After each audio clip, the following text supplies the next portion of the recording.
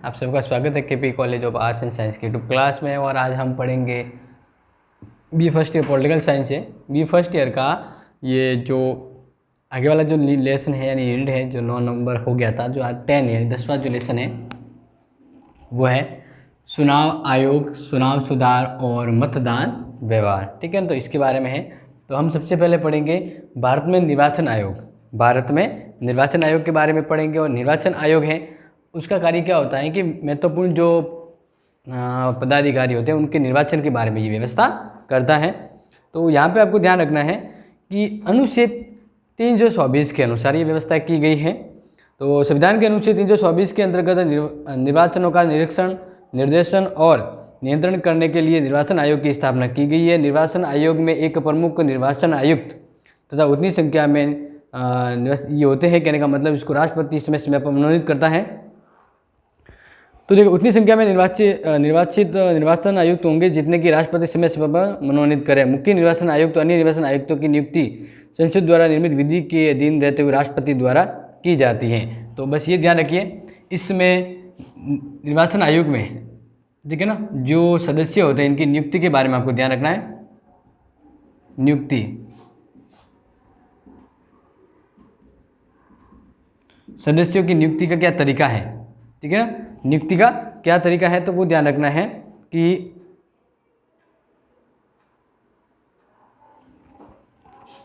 यानी एक तो होता मुख्य न्यायाधीश, निर्वाचक आयुक्त, मुख्य निर्वाचक आयुक्त। ठीक है, एक तो होता है मुख्य निर्वाचक आयुक्त तथा अन्य निर्वाचक आयुक्त।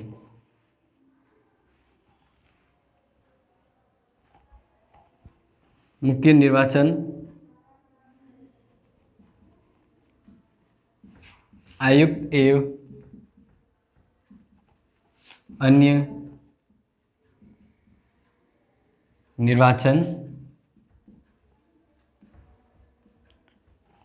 तो इनको नियुक्त किया जाता है। एक तो होता है मुख्य निर्वाचन आयुक्त, ठीक है, और बाकी अन्य निर्वाचन आयुक्त होते हैं। इनकी नियुक्ति है वो ध्यान रखना, इनकी जो नियुक्ति है, ठीक है ना, ये जो है इनकी जो नियुक्ति है वह कैसे की जाती है, क्योंकि निर्वाचन आयुक्त तो महत्वपूर्ण है, इसका कार्यभार क्या होता है। तो नियुक्ति संसद द्वारा, नियुक्ति संसद द्वारा, ठीक है ना, संसद द्वारा, नियुक्ति संसद द्वारा निर्मित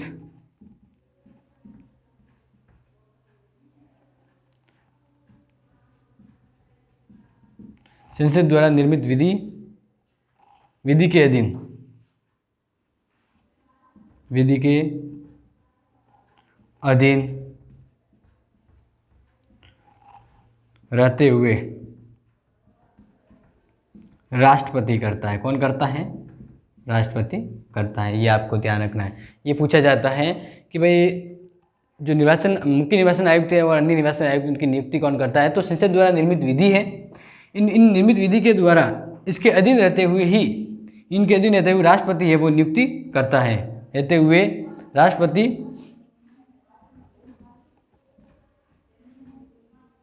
नियुक्त करें, ठीक है ना। तो नियुक्ति संसद द्वारा निर्मित विधि के अधीन रहते हुए राष्ट्रपति नियुक्त करता है।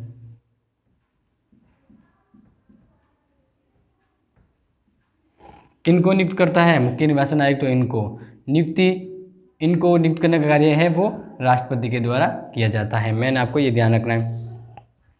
अब आगे ध्यान रखना है कि निर्वाचन आयुक्त और प्रादेशिक आयुक्तों की सेवा की शर्तें और पदाधिकारी जैसे राष्ट्रपति निर्धारित करे वो होता है। मुख्य निर्वाचन आयुक्त का कार्यकाल 6 और 65 वर्ष जो भी पहले वो होता है। अब यहाँ पे ध्यान रखना, तो हम बात कर रहे थे एक तो मुख्य निर्वाचन आयुक्त होता है। क्या होता है? मुख्य निर्वाचन आयुक्त होता है, ठीक है। एक मुख्य, बाकी होते हैं, अब एक का यहाँ पे ये एक ही होगा और बाकी होता है अन्य निर्वाचन आयुक्त। तो हम यहाँ पे देख रहे हैं कार्यकाल यानी कितने कार्यकाल तक ये अपना काम करते हैं। तो ध्यान रखना, मुख्य जो निर्वाचन आयुक्त होता है वह 6 वर्ष या 65 वर्ष जो पहले हो। ठीक है, इसी तरह अन्य निर्वाचन आयुक्त के लिए व्यवस्था की गई है कार्यकाल के तौर पे 6 वर्ष या 62 वर्ष जो पहले हो। इसका मतलब है कि वह इस पद पर काम तो 6 वर्ष करता है, लेकिन इस 6 वर्ष पूरे हुए नहीं हैं और वह हो गया 65 साल का। तो इन दोनों में से जब 65 साल अगर वो पहले होता है, अगर 4 साल ही काम किया और 4 साल काम करते हुए उसकी उम्र हो जाती है, उस समय उस दौरान उसकी 65 हो जाती है, तो वो फिर उसी समय उसका जो कार्यभार है वो पूर्ण हो जाता है। ठीक है ना। या फिर समझ लीजिए कि वह 55 साल का है, तो 55 साल का है तो 6 साल काम करेगा तो 61 साल होगा, तो 6 साल यहाँ पे पूरा करेगा वो, क्योंकि 65 साल का नहीं हो रहा है। तो यही व्यवस्था होती है इसमें ये कहा गया है कि ये तो व्यक्ति वो 6 वर्ष पूरा कार्यकाल करेगा, वो 6 वर्ष में अगर वो 6 वर्ष से पहले ही 62 साल का हो जाता है तो तब उनका कार्यकाल पूरा हो जाएगा। तो ये इनका इंपॉर्टेंट है, जो ये आप इसको ध्यान रखेंगे। ठीक है, अब आगे देखना है कि अक्टूबर 1993 से मुख्य चुनाव आयुक्त और अन्य चुनाव आयुक्तों को सर्वोच्च न्यायालय के बराबर वेतन और भत्ते दिए जाते हैं।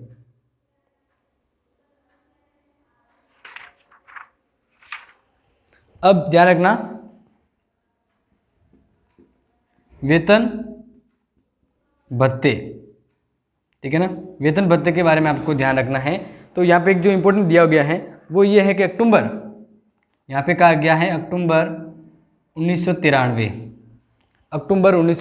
मुख्य चुनाव आयुक्त और अन्य चुनाव आयुक्तों को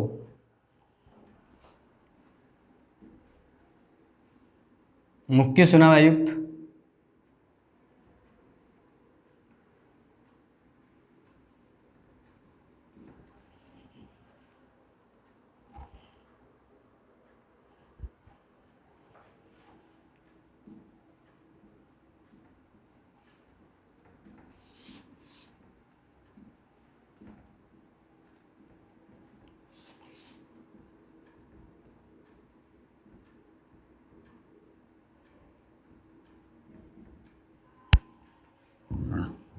तो वेतन भत्ते अक्टूबर 1993 से मुख्य चुनाव आयुक्त और अन्य चुनाव आयुक्त को वही वेतन दिया जाएगा जो सर्वोच्च न्यायालय के न्यायाधीश के बराबर हो।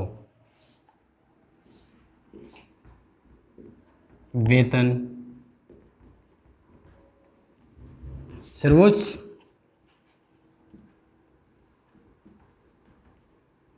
न्यायालय के जो न्यायाधीश होते हैं, ठीक है ना, सर्वोच्च न्यायालय के न्यायाधीशों के बराबर।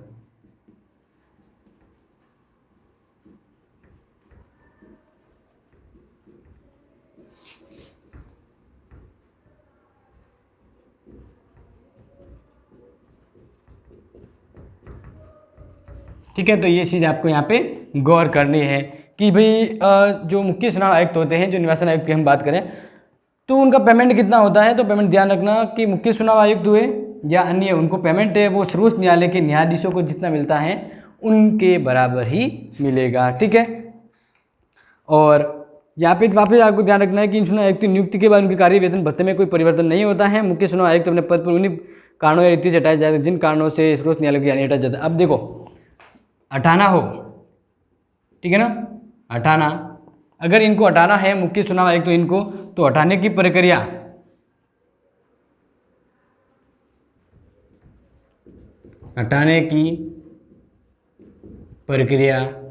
वही है जो न्यायाधीशों को हटाए जाते हैं। समझ में आ रहा है ना, हटाने की प्रक्रिया सर्वोच्च न्यायालय के न्यायाधीशों की तरह।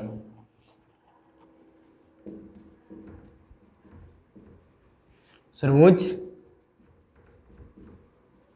न्यायालय के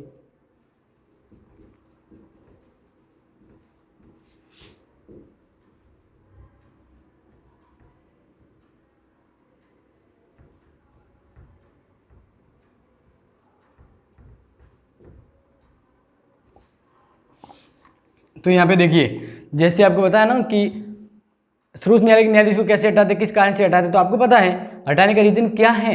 हटाने का रीजन है कि वह असक्षम या अयोग्य है, तब सर्वोच्च न्यायालय के न्यायाधीश को हटाया। तो वैसे ही ये जो बात करें मुख्य चुनाव आयुक्त तो अन्य चुनाव आयुक्त है वो अपने पद पर असक्षम है या सही से अकॉर्डिंग टू काम नहीं कर रहे हैं तो उनको हटाने के लिए संसद में प्रस्ताव लाया जाता है। तो वैसे ही मुख्य चुनाव आयुक्त को हटाने के लिए भी संसद में प्रस्ताव लाया जाता है। तो ये आपको ध्यान रखना है इस चीज़ का, ठीक है। आगे हम देखें इस बारे में। तो चुनाव आयुक्त अब बहुसदस्यीय हो गया है।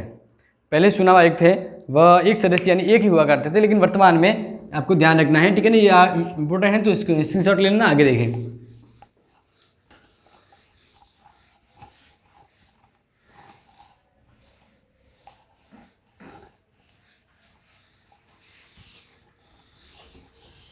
तो आगे देखें।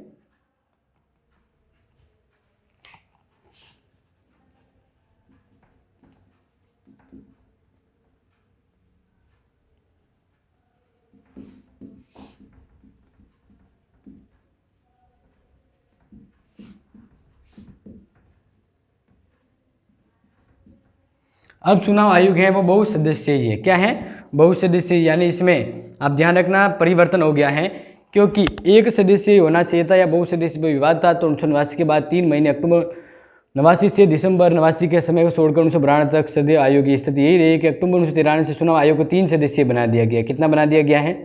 3 सदस्यीय। तो मतभेद की स्थिति में 3 सदस्यीय आयोग ने निर्णय लेगा वो बहुमत निर्णय ही मान्य होता है। तो अब ध्यान रखना अक्टूबर 1993 से यह आयोग त्रिसदस्यीय यानी 3 सदस्य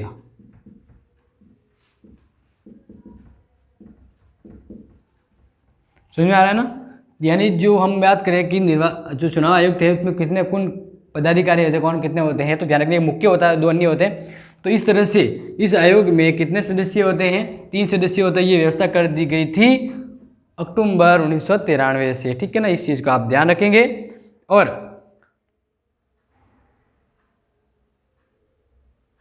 चुनाव आयोग के कार्य देखिए। अब चुनाव आयोग के कार्य, ठीक है ना, ये आप ध्यान रखना कि अब चुनाव आयोग के अंदर कितने सदस्य होते हैं। महत्वपूर्ण रूप में 3 होते हैं। ये आप इस चीज को गौर रखें, मतलब पूरा ध्यान रखेंगे इस चीज का। अब ये चुनाव आयोग के कार्य,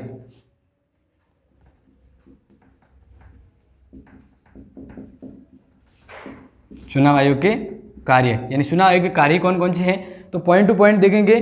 चुनाव क्षेत्रों का परिसीमन,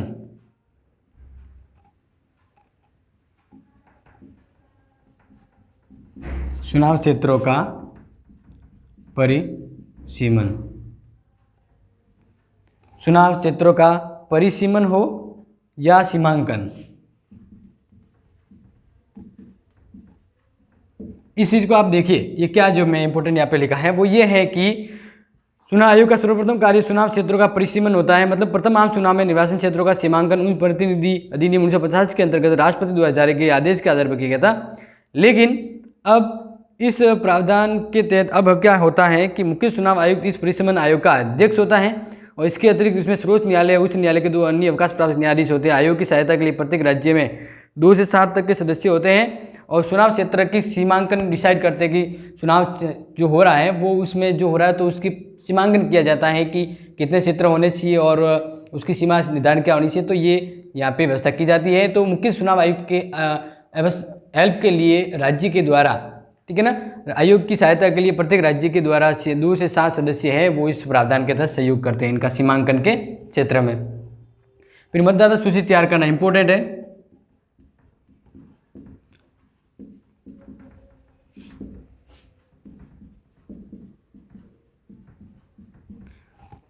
दूसरा चुनाव आयुक्त का कार्य क्या है? मतदाता सूचियां तैयार करना, यानी इलेक्शन के लिए पता है ना वही जाता है जिनके पास मतदाता वोटर आईडी कार्ड हो, इनकी जो सूची है जो बनी होती है उसमें लिस्ट में नाम लिखा हो, तो उनको मतदाता वोटर कार्ड उपलब्ध करवाना, उस लिस्ट में नाम जोड़ना वगैरह, ये जो कार्य होते हैं उस कार्यों को बखूबी निभाने का काम कौन करता है? मतदाता सूचियों को तैयार करने का कार्य भी कौन करता है? चुनाव आयोग करता है। तो ये चुनाव आयोग का कार्य होता है।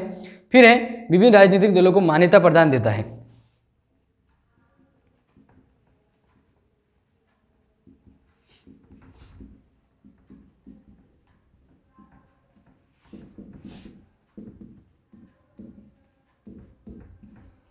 तो ध्यान रखेंगे ये तीसरा महत्वपूर्ण काम है जो चुनाव आयोग करता है। वो कौन क्या काम है? जो राजनीतिक दल आते हैं और जो अपनी योग्यता प्रूव कर लेते हैं और एक लिमिट के तहत, यानी एक जो व्यवस्था कर दी गई कि जो इस तरह की सीटें प्राप्त कराए या इस तरह के चुनाव क्षेत्र में 2-3 राज्यों में वह क्षेत्र अपना विस्तार कर सकता है, अपनी सीटें जीतता है 2-3 राज्यों से, तो इस तरह से उसको भी राजनीतिक दल की मान्यता देनी होती है। तो चुनाव आयोग ही किसी भी दल को राजनीतिक दलों के रूप में मान्यता देता है। ये वेरी इंपॉर्टेंट है, ये इसका कार्य होता है। और फिर आपको पता है हर राजनीतिक दल का अलग अलग चुनाव चिन्ह होता है। तो चुनाव चिन्ह का निर्धारण कौन करता है? कौन उनको चुनाव चिन्ह आवंटित करता है? चुनाव आयोग।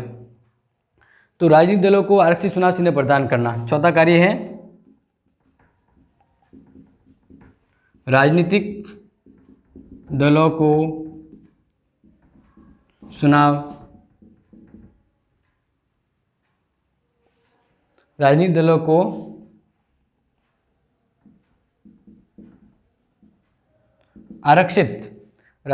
को आरक्षित चुनाव चिन्ह प्रदान करना।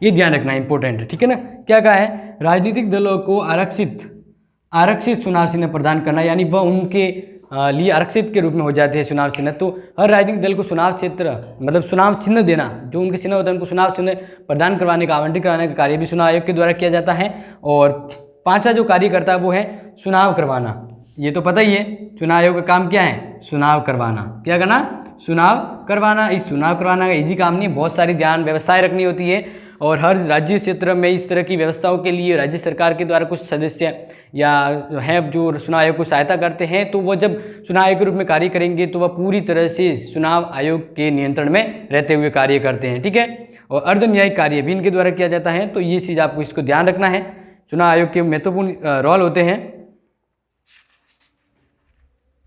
और छठा एक है अर्ध न्यायिक कार्य भी इनके द्वारा किए जाते हैं।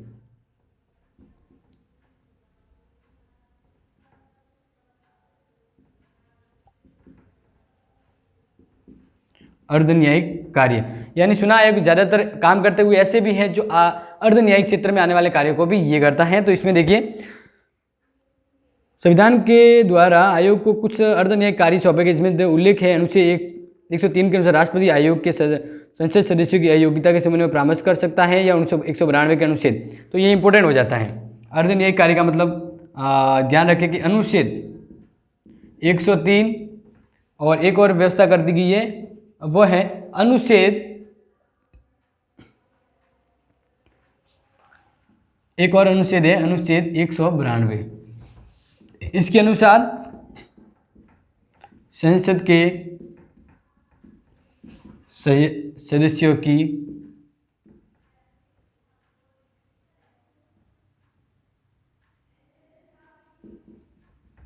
अयोग्यता प्रश्न पर निर्णय, ठीक है। संसद के सदस्यों की अयोग्यता को लेकर कुछ भी विवाद खड़ा हो जाए तो उसको लेकर विवाद के ऊपर परामर्श यानी निर्णय है वो लिया जाता, परामर्श लिया जाता राष्ट्रपति के द्वारा। तो राष्ट्रपति को ये परामर्श देते हैं। एक फिर है 192 के अनुसार विधानमंडल के सदस्यों के संबंध में यह अधिकार राज्यों के राज्यपाल को दिया गया है। तो प्रश्न पर परामर्श, और ये परामर्श किसको देते हैं? राष्ट्रपति को। किसको देते हैं? राष्ट्रपति को। इसके द्वारा राज्य विधानमंडलों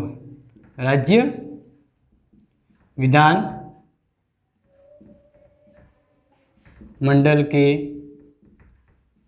सदस्यों की अयोग्यता के लिए परामर्श है। और ये परामर्श यहाँ पे किसको देंगे? यहाँ पे परामर्श देते हैं राज्यपाल को। किसको देंगे? राज्यपाल को। तो ये बहुत इंपॉर्टेंट है, 2 पॉइंट आप ध्यान रखेंगे। अर्ध न्यायिक कार्य मतलब करता है कि अनुच्छेद 103 के अनुसार संसद के सदस्यों की अयोग्यता के बारे में कोई भी प्रश्न खड़ा हो जाए तो उस पर राष्ट्रपति को परामर्श देते हैं ये, ठीक है ना, चुनाव आयोग। और दूसरा है यहाँ पे अनुच्छेद यहाँ पे बात आ गई 192, राज्य विधानमंडल के सदस्य की अयोग्यता के बारे में निर्णय और परामर्श है वो राज्यपाल को ये देते हैं, ठीक है ना। तो ये तो समझ में आ गया होगा। अब हम नेक्स्ट जो अपना अगला वीडियो है उसमें पढ़ेंगे चुनाव सुधार कैसे करवाना है, ठीक है ना। तो इस चीज़ को हम ध्यान रखेंगे। तब तक आपको इससे संबंध में कोई डाउट है तो आप जरूर कमेंट बॉक्स में शेयर कर सकते हैं। Thank you and have a nice day.